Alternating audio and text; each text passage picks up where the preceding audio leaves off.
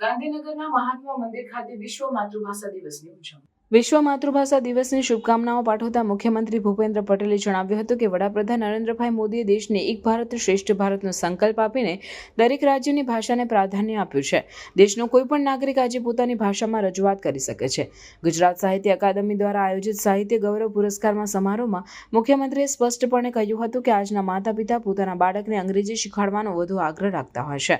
અંગ્રેજી કે બીજી કોઈ પણ ભાષા શીખવી તે ખોટી બાબત નથી, પરંતુ બાળકને ગુજરાતી ભાષાના મહત્વને પણ સમજાવવું જોઈએ. બાળક બીજી ગમે તેટલી ભાષા શીખે, પરંતુ તેની માતૃભાષાનું પણ તેટલું જ જ્ઞાન હોવું જરૂરી છે, એ મુખ્યમંત્રીએ જણાવ્યું હતું. મુખ્યમંત્રીએ ઉમેર્યું હતું કે વડાપ્રધાને વિકાસ ભી વિરાસત ભીના મંત્ર સાથે આપણી વિરાસતોના સંવર્ધન અને વિકાસની દિશા દર્શાવી છે. તેમના માર્ગદર્શનમાં રાજ્ય સરકાર સાંસ્કૃતિક વિરાસત એવી માતૃભાષાના જતન અને સંવર્ધન માટે સમર્પિત છે. આપણી વિરાસત, આપણી સંસ્કૃતિને સાથે લઈને આપણે દેશને વિકસિત બનાવવાનો છે. આપણા વડાપ્રધાન નરેન્દ્રભાઈ મોદીએ ભારતની રાષ્ટ્રભાષાને વૈશ્વિક ઓળખ અપાવી છે. દુનિયાના કોઈપણ દેશમાં જઈને પણ તેમણે રાષ્ટ્રભાષામાં સંવાદ કર્યો છે. દુનિયાના કોઈ પણ ખૂણે આપણે માતૃભાષામાં વાત કરી શકીએ છીએ તેવી પ્રેરણા તેમણે આપી હતી.